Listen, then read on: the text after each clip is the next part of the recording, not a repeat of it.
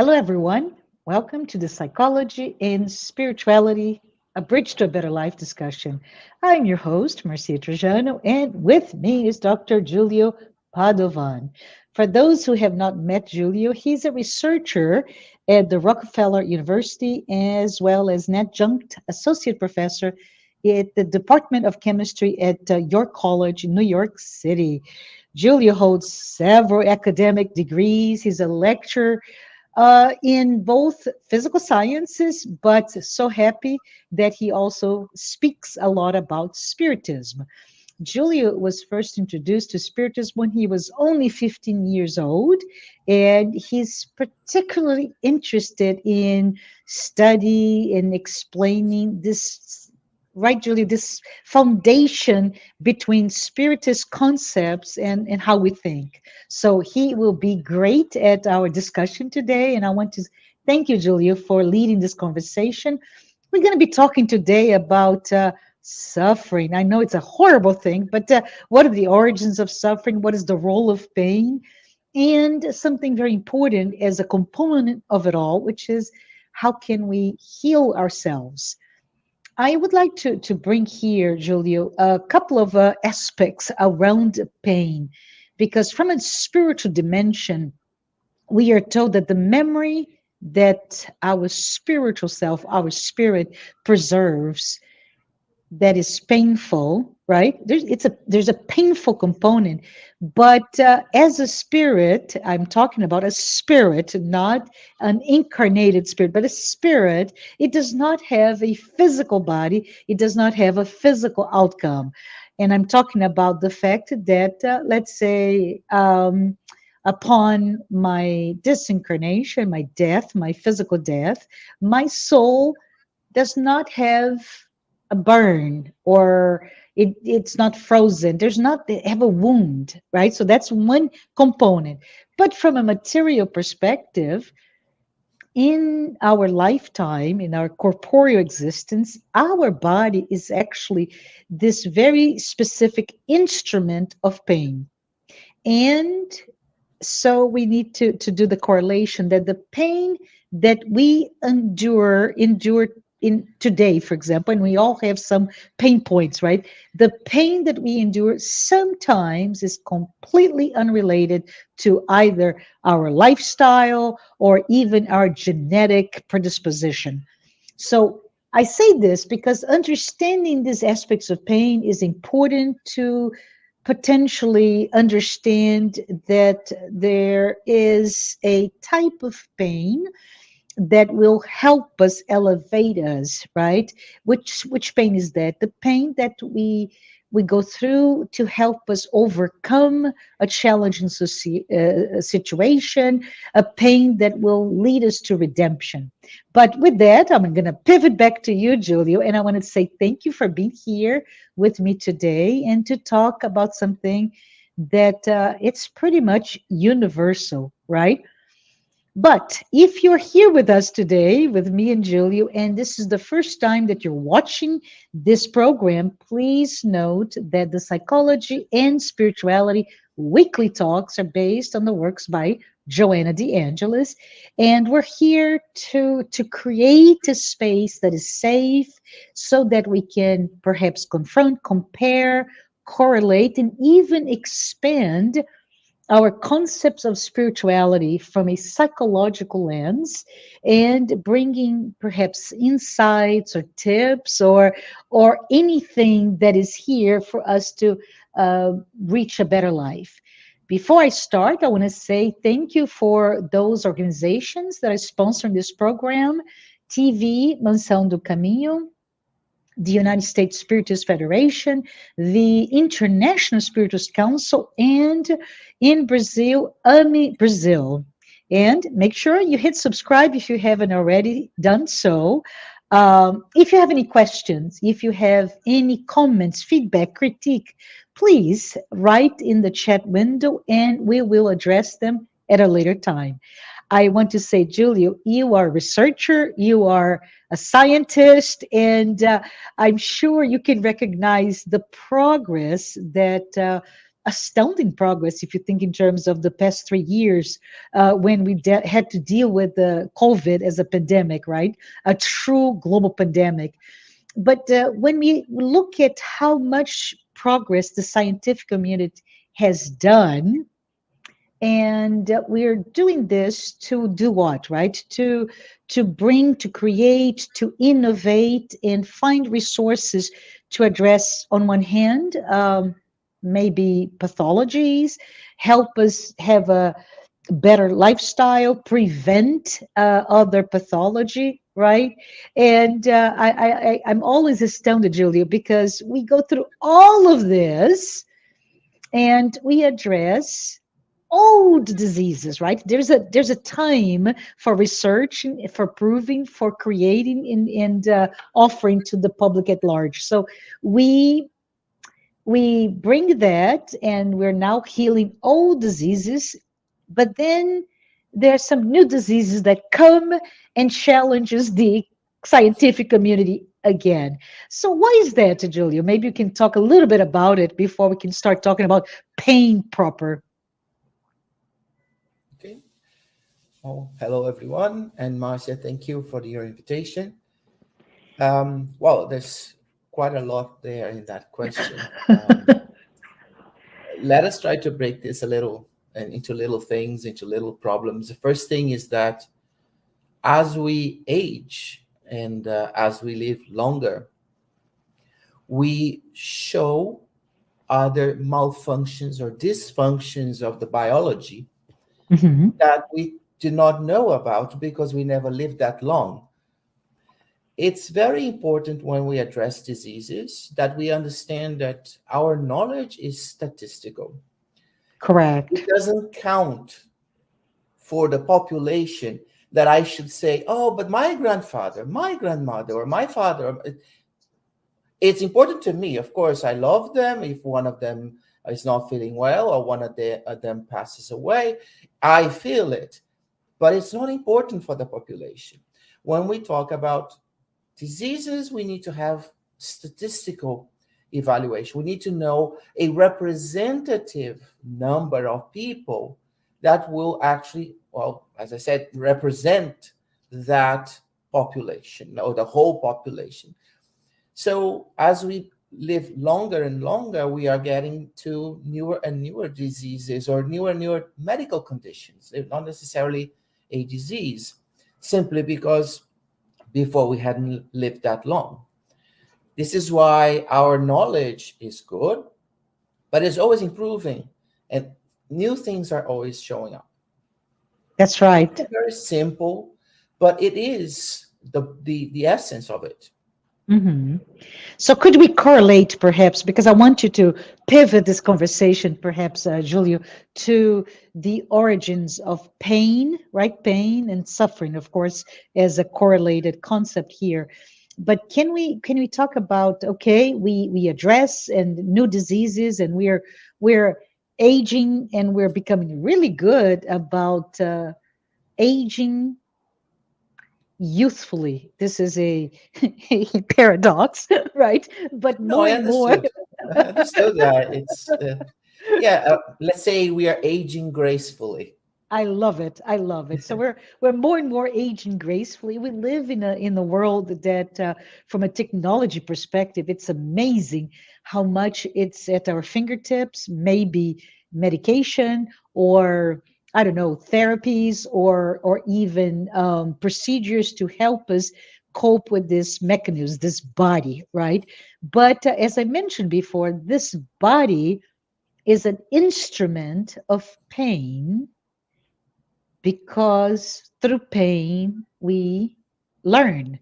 Let's just talk about this issue of pain. And this is not, everyone out there, this is not an apology for going through pain, or any of those instruments that we can think of in the medieval age, days, right? In that age where you self-inflicted pain to purify your body. But we are here to talk about pain, and pain is somehow inherent part of our lives, right? Especially this corporeal existence. Can we talk perhaps, Julio, in this world, right? We are, from a spiritual perspective, we are called upon being here in a tone, expiate, whatever, repair. Those are different words for the process of redemption, but to address our past mistakes or the hurts, right? The hurt that I caused to myself, that I caused to others, the hurt that someone else caused to me. And can you talk a little bit about how this pain itself and is an opportunity for us to really reflect upon how we go about addressing and repairing, if you will, any damages that we cause. Okay. So here's what I was thinking before, that there's quite a Mm. lot in one question.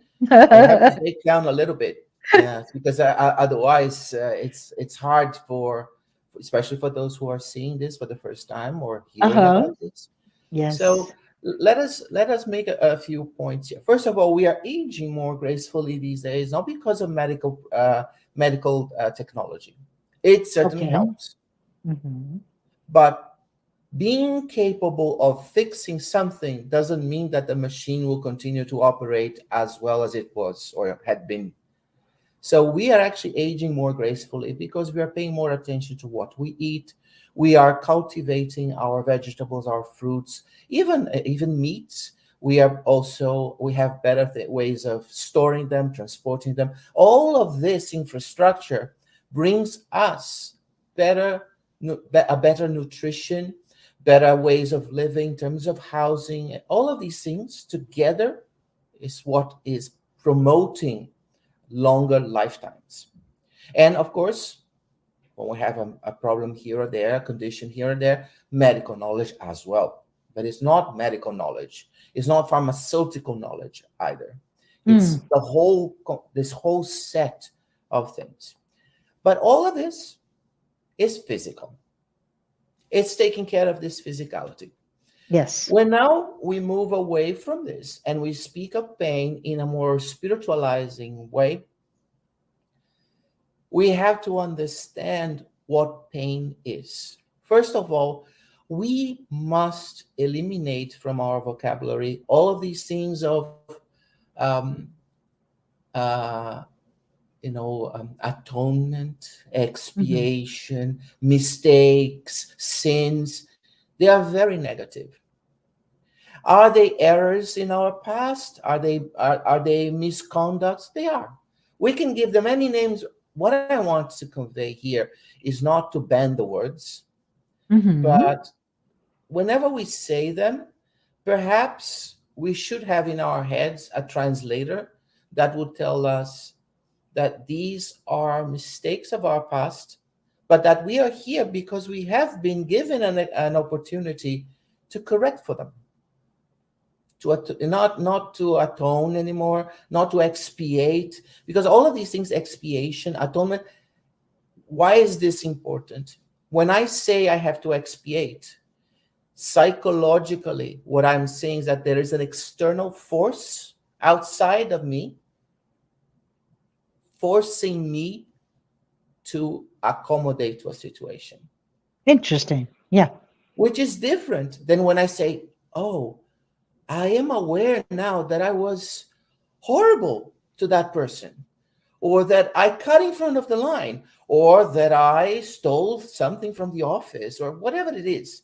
Hmm. I have become aware, and now I feel embarrassed for my own actions.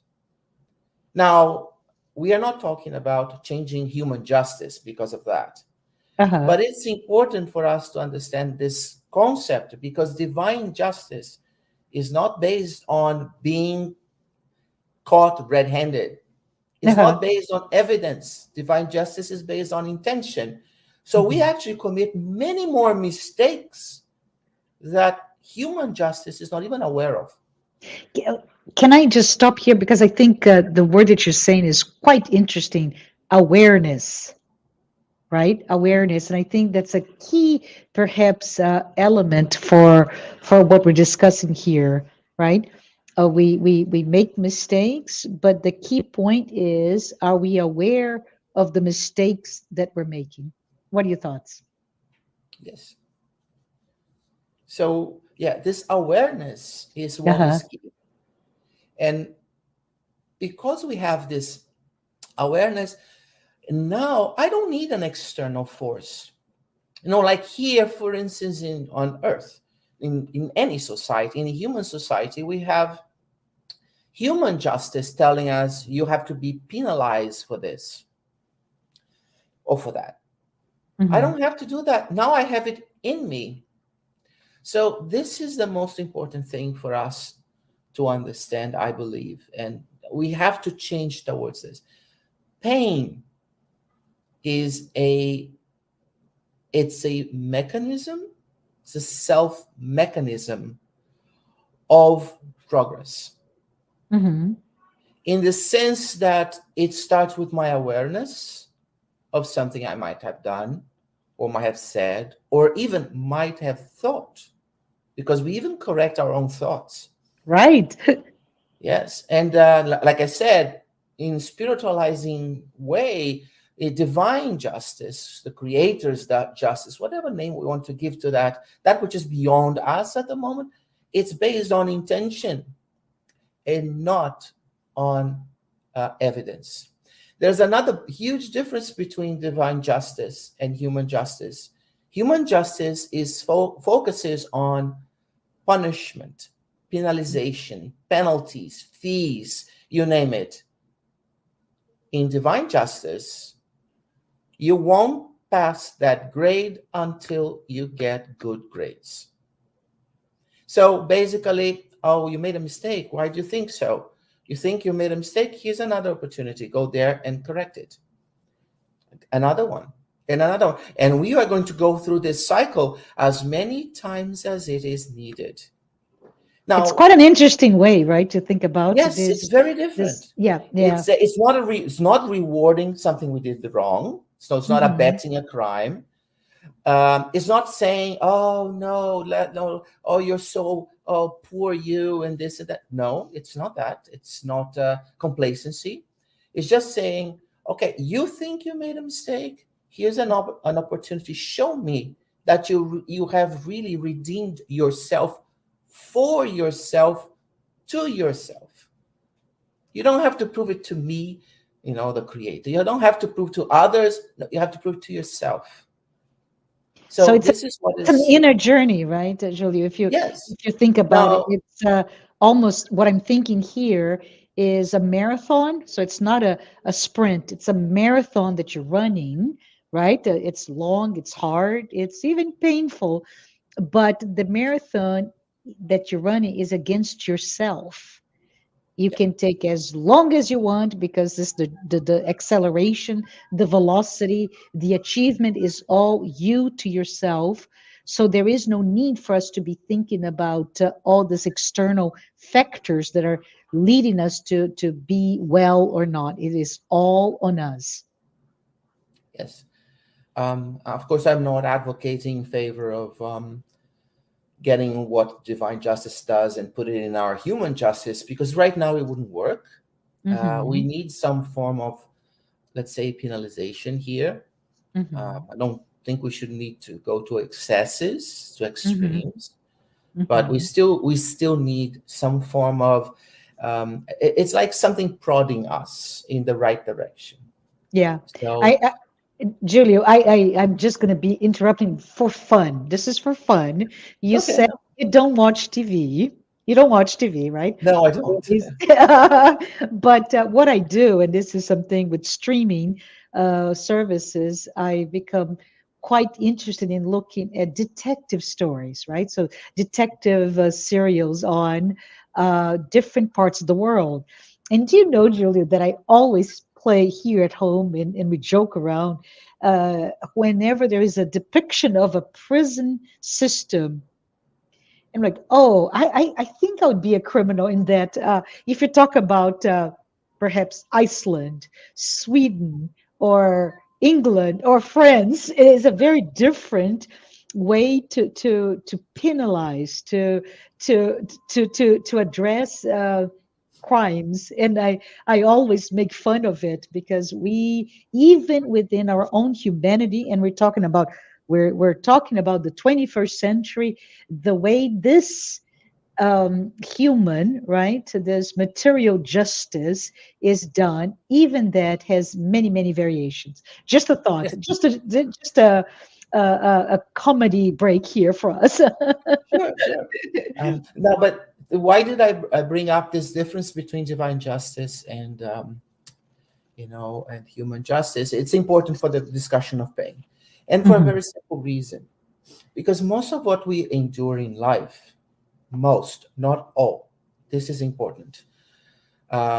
Those who are next to us, surrounding us, or even if only temporarily, they have some form of developed free will that allows them to exercise their thoughts, their choices, and they can hurt us. So they do have an opportunity to do so if they choose to do so. Okay, but most of what of those things that are more significant in our lives, perhaps more mhm, persistent, they are actually a form that we found. We found, nobody found it for us. It's no imposition mhm, that we found to deal with situations of our past. We call this atavism. You can imagine this as being a spiritual inheritance, mhm. but it's an inheritance not from somebody else. We don't inherit from our parents. We inherit this from ourselves, from our past lives. Are you talking perhaps about personal unconscious, Julio, from Jungian vocabulary, right? What we bring within ourselves. It's the it's built into the formation of the archetypes, for Okay, instance. okay. It is it's what is the unconscious or subconscious Mm-hmm. today. Mm-hmm. So if someone here has done regressive therapy, Yeah. past lives therapies, like regressions, this is where the therapist is tapping into. Basically, it's something that is in us, is part of our construction, the Mm-hmm. construction of our psyche, Yeah. and it may not manifest itself directly because it's either in the unconscious or the subconscious, but every now and again it surfaces to the conscious mind, and we then manifest it directly. So these diseases that we have, you might say right now, oh, but these things, this is material. If I have a Correct. bacterial or viral infection, well, Yes. let's get there now. First of all, pain doesn't have to be physical. Pain is first at the psychological level, and then from that psychological level, it may or may not express itself physically. It's a somatization that we say, the Mm-hmm. technical term. We somatize. Okay. Now, how is it possible for pain to be somewhat psychological? I'll give you a simple example. If someone snags a cuticle, for instance, like you're in the office, a colleague just bump something in the corner of between the nail and the cuticle, and we all know how painful that is, right? And then Uh-huh. sometimes you see the person, just a little bit of blood there, and we see it. The first thing we go is like, "Oh my God!" Right? But Yeah. why do we go like? Why do we have this reaction if we don't have the pain, the physical pain? Because we can associate and relate to it. So there is a psychology behind it. There is a memory because perhaps we have gone through that in life at least once. So we can invoke that memory and we understand what the person is going through, not in every possible detail, but we do. And this is an interesting point because it's an empathetic response to the other person's pain, right? Yes, yeah, and we have all Mm-hmm. this and empathy, this or the relation, but in the end, why is Mm-hmm. it that we have this empathy? Why is it that it's because We have that in our minds. That Mhm. it's somewhere there in our psyche. We understand that process. And even when it's, let's say, a disease, now let's move to a disease, not because this is Mhm. like just a medical condition. We got uh, snug cuticle, right? Or you have a cut or something like that. Mhm. But let's go to a disease. Even when we see someone suffering in the hospital with this or that, or someone breaks an arm, that's a medical condition, not a disease. Um, Even if we have never broken a bone, even if we have never had that particular disease, we end up having associations with things that we felt, that we experienced, that gives us an idea. It's not the exact same thing, but an idea of what that individual must be going through. So all of this is in us, it's built in us. So why is it that we somatize sometimes these experiences from our past? Because we are, in a way, psychological beings, Mhm. right? And it is so ingrained in us that the Greeks used to call the fluids in our bodies the humors. That's Not right. humor in ha-ha and comical, but there was, for instance, that the liver was always associated with rage, with hatred. And we would Mhm. say things like the person has an imbalance in the liver. This is how the first physicians would work, right? The blood was related to fevers. You had to, this is why we had the bloodletting during the Middle Ages. And Mhm. for thousands of years, that's how we behaved. We But associated psychological reactions to physical organs. But there is You an know, interrelation, right, Julio? In sorry? fact, and I know we're beyond using things to take away the blood because we have fever, or understanding anger in the liver itself, for example. But there is an intertwining of our, like you said before, you alluded to the psychosomatic response to somatization of a disease based on an emotion, a feeling, or an mental imbalance, perhaps, right? Yes. So Mm-hmm. why am I going down this avenue? Uh-huh. Exactly because medicine can treat the physical body. You go there, you have a broken arm, they fix it. You have a bad heart, they put a valve in it, they have a transplant, they do something, and then they are extraordinarily good.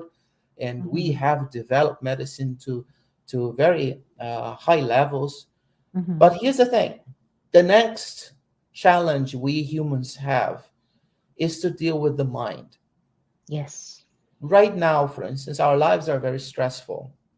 We're not dying of a heart attack. The heart attack is the last part. The heart attack is the push over the cliff. But Yeah. what is it that brings us to the cliff in the first place? The stressful lives we live. So we are not paying attention to that. So with all that we have done, we all that we know today in terms of nutrition, exercising, and medical, we are still having a huge number of individuals dying of cardiovascular related diseases. So let's look at our lives. And life today is much more stressful than it used to be 50 or 100 years ago. Even though we have more at our disposal, it's more stressful. Yeah. Perhaps even much more stressful than the things we can accumulate, Yeah. or with the ease with which we can accumulate things. So this is where the spiritualization comes in. Yeah. We bring these tendencies. Nobody brings a disease from the grave or from a past life, from a past grave or from a past life. What we Mhm. bring is an inclination. Yeah. The tendency, So, right? I'm sorry? The genetic tendency, perhaps, of Yeah, yeah. perhaps it's in our genetic, or even when it's not, we find a Yeah. way because there are genetic factors that we get from mom and dad. Mm-hmm. Okay, not blaming them, but they are the ones that give us the genetic material. Period. Mm-hmm. Mm-hmm. It ends there. Yeah. We don't go the next step to blame them. No, But then we forget that we have epigenetic factors. Epigenetic factors is everything that's outside of our genome, of our genetics. Mm-hmm. And we have a lifetime of epigenetic factors, but we have Uh-huh. only one set of genetic factors that we get from birth. Yeah.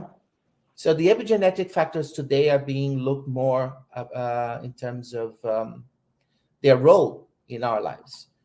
But back to the pain, we don't bring the pain, we do bring tendencies. So for instance, if I now develop a heart disease or cardiovascular disease or high blood pressure, for instance, perhaps I should see myself, isn't it lack of humility?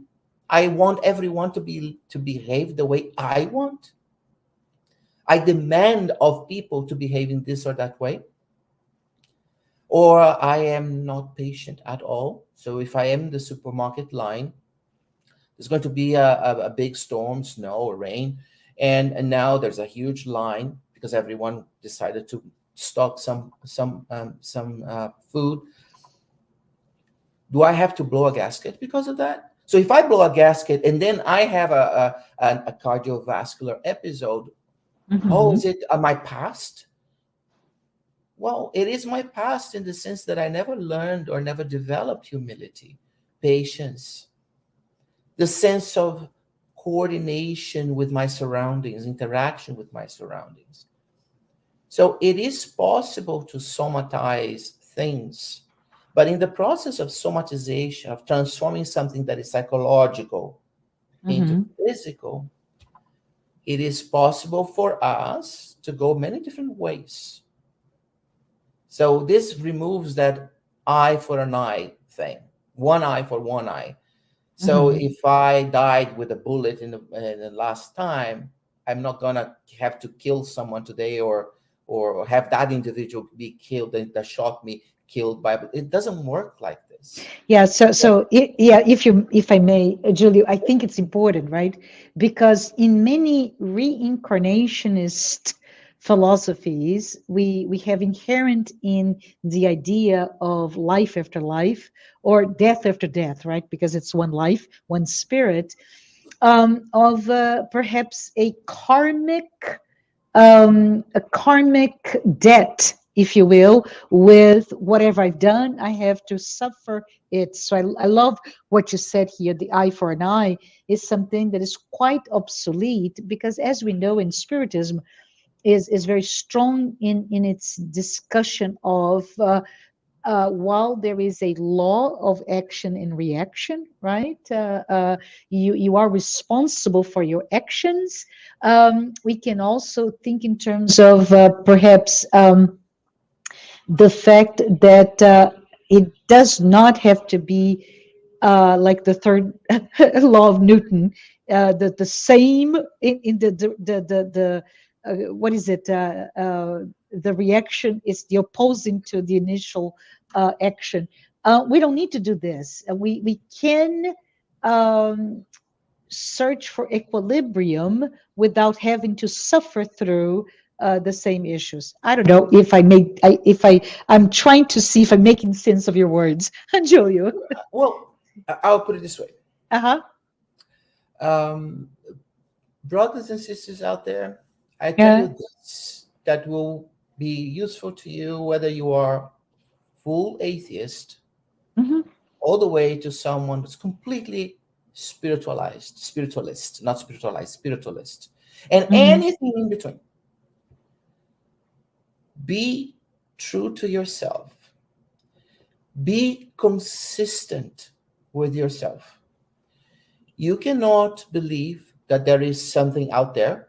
In Spiritism, we call it God or Creator, but in other religions, that it answers for different names to different names. So if you cannot say that that which is out there that is all loving, because all the time honored religions, their maximal representation is always all powerful and all loving. They are. We may dislike one or another. It doesn't matter what our prejudices are. If we are to study them, we'll see that the maximal representation is always all powerful, all loving, all intelligence, you name it, all justice. So You cannot say that that individual, let's call it entity, it's not Entity, being yeah, yeah, entity, that entity can be all powerful, all intelligence, all justice, all love. When you say, oh, that entity is forcing me to undergo the crime I committed. Why is that? Because then indirectly, that entity is forcing somebody else now to shoot you if you shot someone in a past life. yeah. Where's the justice in that my representation by that entity in telling me for, oh, in this reincarnation, Julio, you have to go and shoot someone because that someone you're going to shoot has been shot in a past life. What have I done?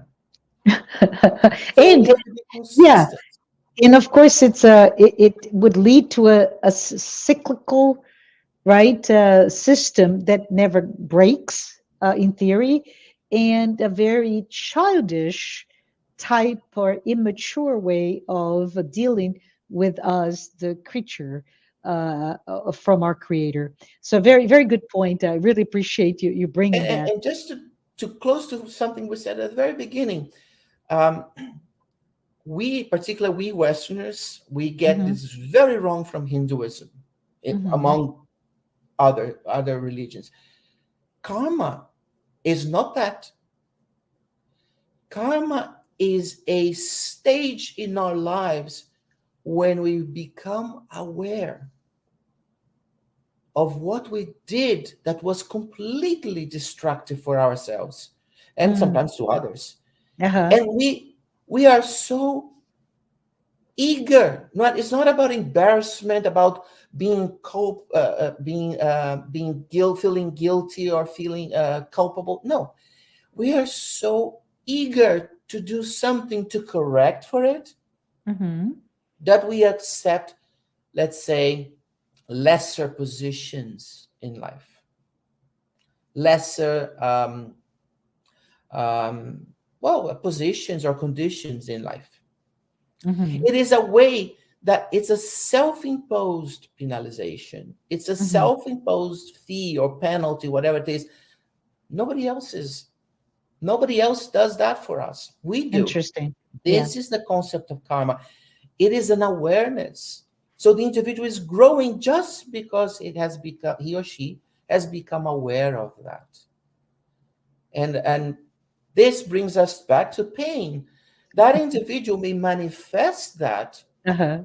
somatize that into a condition, because it's the only way that that individual, that is spiritualized being, finds to redeem himself or herself, to himself, for himself, or to herself, for herself. Yeah. It's a path that the individual takes. Yeah. So pain, good or bad? Pain is always good. Always good. Pain Okay. is always good. Uh-huh. Look, I'm not talking about the frivolous pain, like you step on a nail, or Oh, you step in a, or I'm feeling the pain. I'm yeah, you feeling see, the pain. or you step in a shard of glass. I mean, we're not talking. We can't say that everything that happens to us. I mean, the shard of glass was there because someone was careless, broke something, and did not sweep it properly. That's a different story. Uh-huh. That's what I call frivolous pain. The pain itself is not frivolous. It's the episode. It's a frivolous pain episode. That's what I mean. Correct. But when we think about the diseases, when we think about the difficulties we have in life, difficulties of adjustment, Hmm. these are all psychological manifestations of our past mistakes.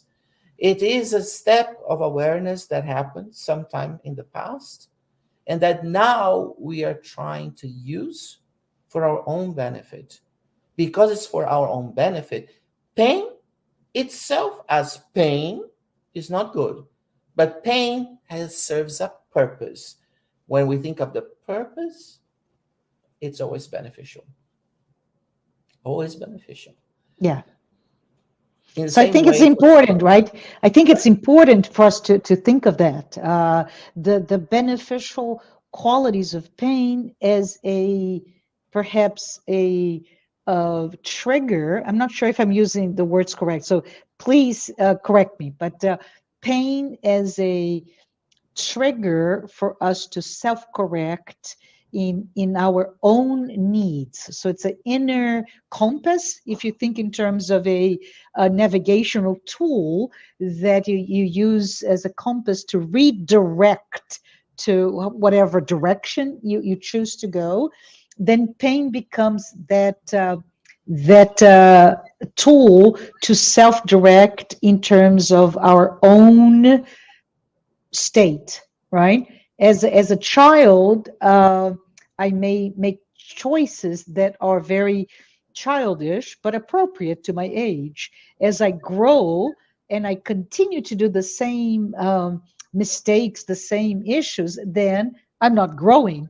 And I may suffer some pain. That point that I become aware of, oh, I'm missing the opportunity. I'm missing this, et cetera, et cetera. So I think it's very interesting to think of pain in those perspectives. And Julio, one thing that I know we're about to close on our time. We have a few minutes left, but I was just wondering if you could talk perhaps about the difference between pain and suffering. Okay. Pain is our perception because it can be,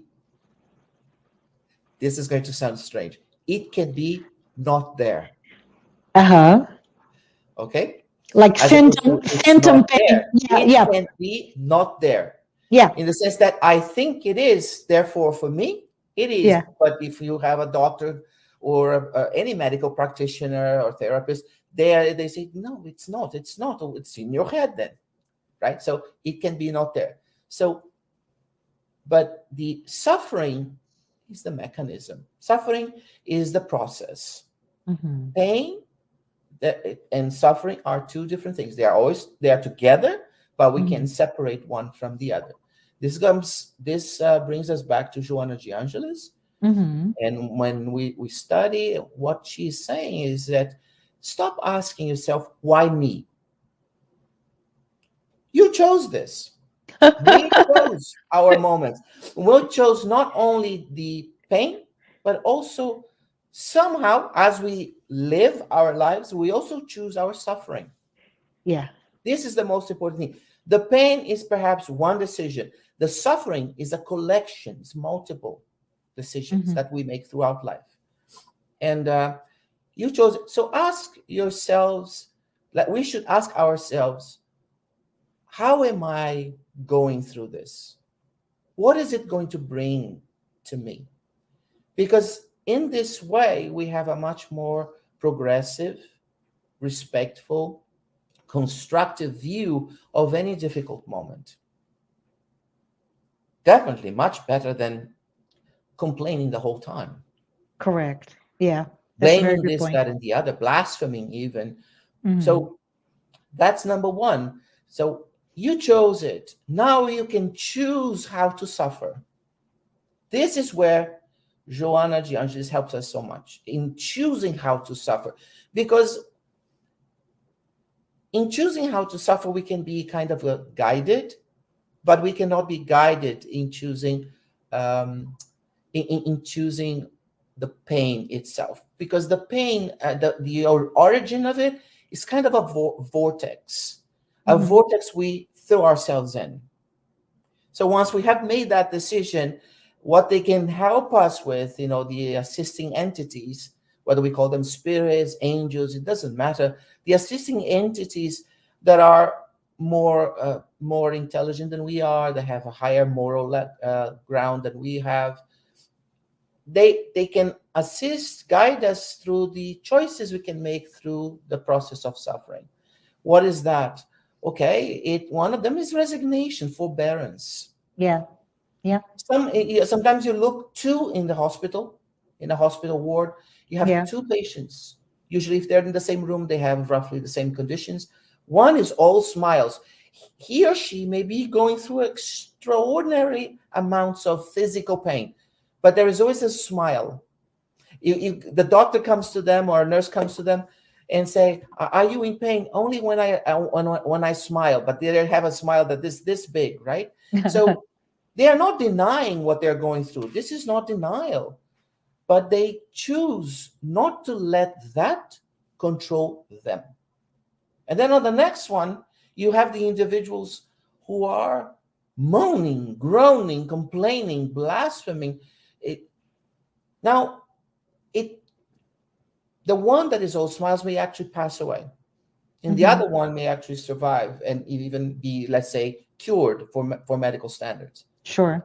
But in the end, for a full life, the spiritualizing life, Yeah. the one that passed away truly got rid of what was bothering him or her, because it supported, it was resilient, it it bore all that was physical, that was brought by that situation, that disease situation, whereas the other one did not. That other one, if his problem or her problem was lack of humility, aggression, that is withstood that individual. And next time around, we'll Be the bring it same. again. That's a very good point. I love this discussion. I think it's really a number of really paradigm shifts in how we think about ourselves and how we think about our pain, right? Painful moments, our experience of the situation, the event, the condition, and it is as varied, almost as varied as the number of people that are there, right, Julio? You start talking about population health and how scientific research is done on a statistical view of the problem, not the personal view. But I keep thinking that at the end of the day, we, each one of us, suffer and go through those painful moments differently depending on our where we are in our own spiritual evolvement, right? How in our path to our own evolution. But with that, Julie, we are at time. Do you want to just a few last words before we close today? And I just want to say thank you. Thank you so much for being here, Julio. Oh, thank you for the Yeah, invitation. I really enjoyed it. yeah, Very quickly, remember when I mentioned about the frivolous pain episode? For that, we have pharmaceuticals, right? You that's can good. take an antibiotic. If you cut you can take a tetanus shot if it was there's a nail. Okay, you can even take something that will kind of make your the area numb so you don't feel as much. Fine, but all the other pains in our lives. This is why we speak of Joanna de Angelis. This is why she speaks to us. These pains are inherent. They are us, and we are the pain. It's you don't separate. We have this problem of saying I have pain. We don't have pain. It's a painful moment for us. That's it. We can't separate ourselves from the pain. So there are no pharmaceuticals for them. This type of pain, there are no pharmaceuticals. There's no medical procedure for it. What happens is that we have to grow out of it, whatever caused it in the first place. This is where I said the spiritualizing entities, they can assist us in how to suffer. This is how we move away from the origins of that particular event. That's What very some good. of us do is become addicted to this, that, or the other, whether it is alcoholic beverages, whether it doesn't matter, or painkillers, or they don't move us away from the origin of that pain. Like I said before, next time around we're back here, we'll bring whatever origin for that pain back with us, because it is us. We are that origin as well. Ah, beautiful, beautifully said. I want to say to everyone here today, thank you for being with us. Thank you, Julio. I love to have you back when you have a chance, and see everyone next time. Bye bye, everyone.